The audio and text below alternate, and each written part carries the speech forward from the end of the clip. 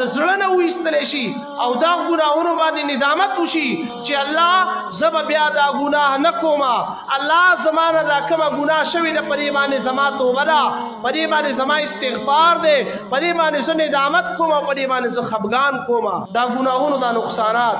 زمونږ زړونو ته ورسېدل، زمونږ په وینه وینه کې د ګناهونو نقصانات دننه لاړل. اخر دا به کېږي څه؟ اخر کېږي به د دې به اخر ذموار به د دې خبرې څوک وي چې دا کوم نقصانات کېږي، د دې مخنیوی به څنګه کېږي؟ په معاشره کې چې ګناهونه ډېرېږي ورځ ورځه په موږ باندې به د الله د طرفه قسم قسم عذاب راځي،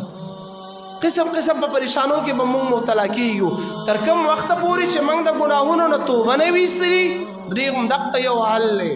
چې د ګناهونو نه توبه ویستلی شي او د زړه نه ویستلی شي او دا ګناهونو باندې ندامت وشي چې الله زه به بیا دا ګناه نه کومه، الله زما نه دا کومه ګناه شوې ده په دې باندې زما توبه ده، په دې باندې زما استغفار دی، په دې باندې زه ندامت کوم او په دې باندې زه خفګان کوم،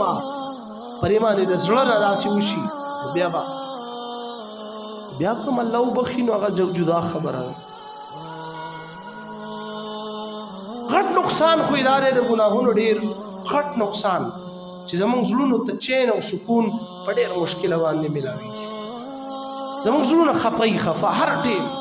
زه ګورم که نه دا خلک دومره په ټینشن کې دومره په پریشانو کې ته الله ګواه دی، دومره په پریشانو کې دا خلک ګرځي، دومره په ټینشنونو کې ګرځي که نه دا زړونه یې ځان نه بوق راویستل، دومره په ټینشن کې دا خلک نه او د ډېر ټینشن د وجې نه بیا مسلمانانو ته او دی عوامو ته دا بیماری نیولې کېږي، چاته شوګر ولګېږي، چاته بلډ پریشر ولګېږي، چاته کینسر ولګېږي. دا د ډېرو ګناهونو د وجې نه په معاشره کې د ډېرو ګناهونو د وجې نه د انسان زړه ته را ګناهونه دننه شي او د ډېرو ګناهونو د وجې نه بیا انسان معاشره کې بیا د ذلیل او رسوای او دا ګناهونه موږ له ولې خوند راکوي، موږ له لذت په دې کې ولې ملاویږي، موږ ته په دې کې مزه او خوند ولې راځي؟ د دې څه وجوهات شته عزیزانو. زما د خپل علم مطابق د دې د ټولو نه لویه وجه چې دا ګناهونه موږ له کوم خوند راکوي، کومه مزه راکوي، زما د خپل علم مطابق د دې د ټولو نه غټه وجه دا ده چې حرام مال خوړل کېږي.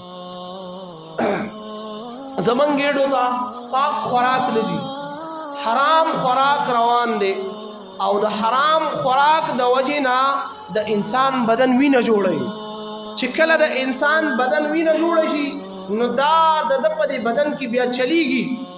دا بیا د زړه ته پاس کېږي، سر ته پاس کېږي، د بدن کې ټول بدن کې چلن کوي، د په دې رګونو کې د حراموالي د وجې نه وینه جوړه شي، د په دې بدن کې بیا چلن کوي. دا د پاک خوراک د وجې نه نه، د حرام خوراک د وجې نه د انسان بدن کې بیا وینه جوړه شي، زړه ته پاس شي. کومه لقمه چې حرامه وي حضرت هغه وخوړلی شي معدې ته، هغې نه وینه جوړه شي، هغه بیا سرکولیشن کوي د سر نه تر خپو پورې په ټول بدن کې بیا گردش کوي، نو بیا هره ګناه دله مزه ورکوي، هره ګناه کې د خوند راځي، لذت راځي. د دې ټولو غټه وجه دا ده چې زمونږ په ګېډو کې حرام پراته دي.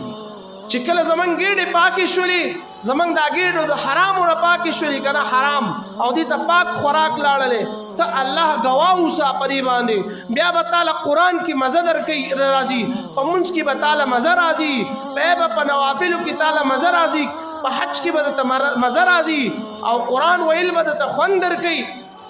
نیک کارونه به درته خوند درکوي، ټینشن او پریشاني به دې ختمیږي.